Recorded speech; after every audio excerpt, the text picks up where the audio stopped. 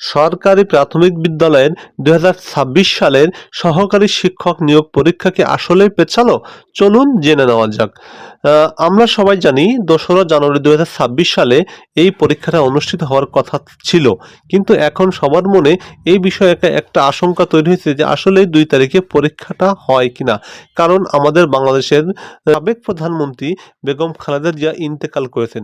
এইজন্য সরকারিভাবে 3 দিনের রাষ্ট্রীয় শোক ঘোষণা করা হয়েছে। তো এখানে কয়েকটা পত্রিকায় দেখা যাচ্ছে, বলা হয়েছে যে এর কারণে পরীক্ষার কোনো প্রভাব পড়বে না। রাষ্ট্রীয় শোক চলবে রাষ্ট্রীয় শোকের মতো, আবার পরীক্ষাটা হবে পরীক্ষার মতো। কিন্তু এখানে আমরা দেখছি পত্রিকার এখানে কি বলা হয়েছে যে এই পরীক্ষাটার দিন 2 তারিখ স্থগিত করে আগামী সপ্তাহে অর্থাৎ আ ৯ জানুয়ারি ২০২৬ পরীক্ষাটা অনুষ্ঠিত হতে পারে। আ আবার এখানে দেখছি আমরা লালমনিরহাট প্রাথমিক শিক্ষা অধিদপ্তরের একটা বরাত দেখা যাচ্ছে।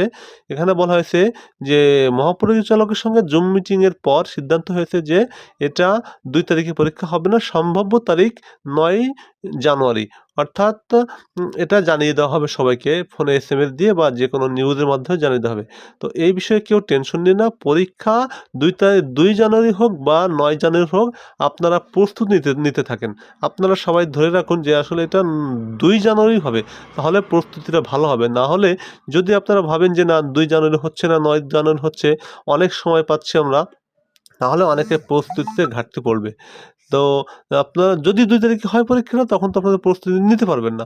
তো সবার কাছে অনুরোধ, ২ জানুয়ারি পরীক্ষা হবে এটা মনে করে সবাই পড়তে থাকুন মন দিয়ে, এবং যদি হয় আপনারা জানতে পারবেন, এবং বিভিন্ন নিউজ পোর্টাল আপনারা ঘাটাঘাটি করে একটু জেনে নেবেন।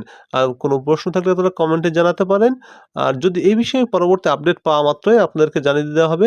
তা আর সেটা জানতে হলে আপনাদেরকে অবশ্যই আমার এই চ্যানেলটি সাবস্ক্রাইব করে আমার সাথে থাকতে হবে। তাহলে যখন যে আপডেট হবে জানতে পারবেন।